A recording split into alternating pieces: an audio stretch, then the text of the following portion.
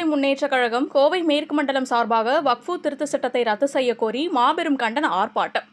தற்போது இஸ்லாமிய மக்களின் வக்ஃபு சொத்துக்களை அபகரிக்க வேண்டும், அழிக்க வேண்டும் என்கிற உள்நோக்கத்தோடு கூட்டு பாராளுமன்ற குழுவில் சமர்ப்பிக்கப்பட்ட ஆயிரக்கணக்கான ஆட்சேபனைகளை பரிசீலிக்காமல், ஜனநாயக சக்திகளின் பாராளுமன்ற எதிர்ப்புகளை பொருட்படுத்தாமல், குறிப்பாக தமிழக சட்டமன்ற தீர்மானத்தை மதிக்காமல் ஒன்றிய பாஜக அரசு தற்போது கொண்டு வந்துள்ள வக்ஃபு திருத்த சட்டத்திற்கு எதிர்ப்பு தெரிவிக்கும் வகையில் மசோதாவை ரத்து செய்ய வலியுறுத்தி மனிதநேய மக்கள் கட்சியின் மாநில பொருளாளர் உமர் தலைமையில் செஞ்சிலுவை சங்கம் முன்பு மாபெரும் ஆர்ப்பாட்டம் நடைபெற்றது. மேலும் ஒன்று கூடிய இஸ்லாமிய மக்கள் வக்ஃபு திருத்த சட்டத்திற்கு எதிராக கோஷங்களை எழுப்பினர்.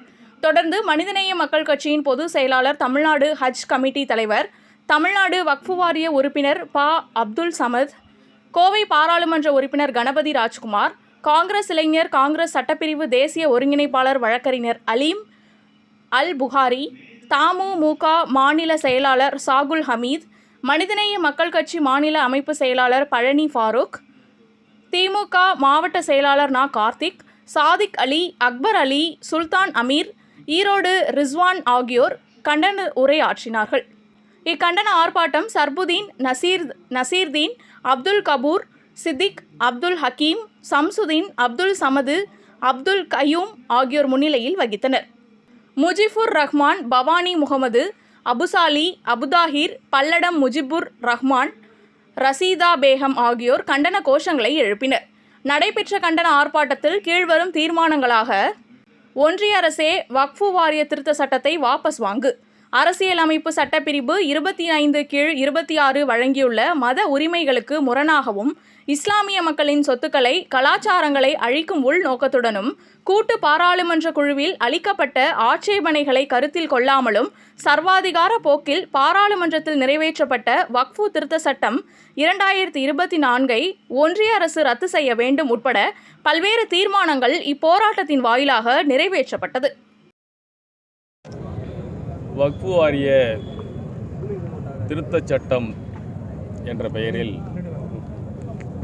வக்ஃபு சொத்துக்களை முழுவதுமாக அபகரிப்பதற்கும், வக்ஃபு வாரியத்தை ஒழிக்கக்கூடிய சட்டமாக இந்த சட்டம் இருக்கிறது.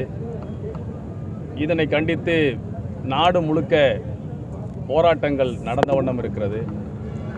உச்சநீதிமன்றம் இதற்கு வரக்கூடிய 5ஆம் தேதி வரை ஒரு இடைக்கால தடையை வழங்கியிருக்கிறது.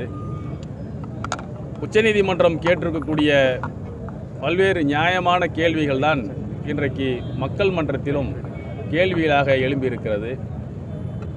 இஸ்லாமிய சமுதாயத்தினுடைய முன்னோர்கள் நல்ல பல பணிகளுக்காக, சேவைகளுக்காக, வழிபாடுகளுக்காக ஒதுக்கப்பட்ட சொத்துக்களை பராமரிக்கக்கூடிய அதிகாரம் சிறுபான்மை இஸ்லாமிய சமுதாயத்திற்கு இருக்கிறது என்பதை அரசியல் சாசன சட்டம் சொல்லியிருக்கும் போது, அந்த சட்டத்தை எல்லாம் இன்றைக்கு கிடப்பிலே போட்டுவிட்டு இன்றைக்கு 115 திருத்தங்களை கொண்டு வந்து ஒட்டுமொத்தமாக அந்த வக்ஃபு வாரியம், வக்ஃபு சட்டம் என்கின்ற ஒன்றையே நீர்த்து போய செய்யக்கூடிய ஒரு வேலையை ஒன்றிய பாஜக அரசு செய்திருக்கிறது. இதை வன்மையாக கண்டித்து நாடு முழுக்க போராட்டங்கள் நடந்து கொண்டிருக்கிறது. தமிழ்நாடு முஸ்லிம் முன்னேற்றக் கழகம் தமிழ்நாடு முழுக்க போராட்டங்களை முன்னெடுத்து கொண்டிருக்கிறது. அதனுடைய ஒரு போராட்டம் தான் இன்றைய தினம் கோயம்புத்தூரில் இந்த போராட்டம் நடக்கிறது. இந்த சட்டம் முழுமையாக ரத்து செய்யப்படும் வரை நாடு முழுக்க போராட்டங்கள் தொடரும். போராட்ட வடிவங்கள் மாறுமே தவிர போராட்டங்கள் ஓயாது. ஏனென்று சொன்னால் இது ஒட்டுமொத்தமாக சிறுபான்மை இஸ்லாமிய சமுதாயத்தினுடைய வழிபாட்டு உரிமையே பாதிக்கக்கூடிய ஒரு ஆபத்து இதனுடைய பின்னணியில் இருப்பதை மக்கள் உணர்கிறார்கள்.